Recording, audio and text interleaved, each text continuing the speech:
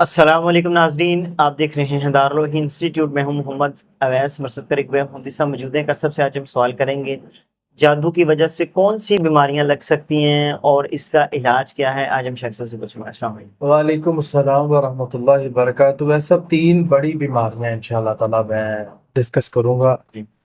دماغی الجھن انسان کو اور بھول جانے کا عارضہ انسان کو لاحق ہو جاتا ہے، وہ بھولتا رہتا ہے۔ اسی طرح تھکن رہتی ہے ہر وقت، اور اسی طرح بے وجہ دل کا گھبراہٹ ہو جانا، ڈپریشن ہو جانا جس کی کوئی وجہ ہی نہیں۔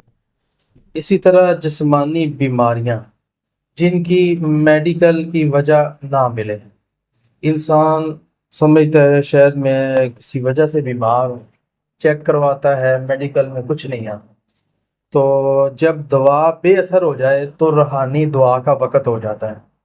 اسی طرح اس کے لیے جو چیزیں مریض کو کرنی چاہیے وہ کبھی بھی نہیں چھوڑنی چاہیے۔ ایسے مریض کو وہ کیا چیزیں ہیں؟ وہ سورہ بقرہ ہے، سورہ فلق ہے، سورہ ناس ہے، یہ پڑھتے ہی رہنا چاہیے، یہ بالکل نہیں چھوڑنی چاہیے۔ کوئی بھی عمل آپ کو سونے کے پانی سے بھی لکھ دے لیکن یہ چیزیں نہیں چھوڑنی۔ بس اللہ تعالیٰ ضرور صحت دے دے۔ بہت شکریہ جی ناظرین، اگلے پروگرام میں پھر حاضر ہوں گے، ہمیں اجازت دیجیے۔ اللہ حافظ۔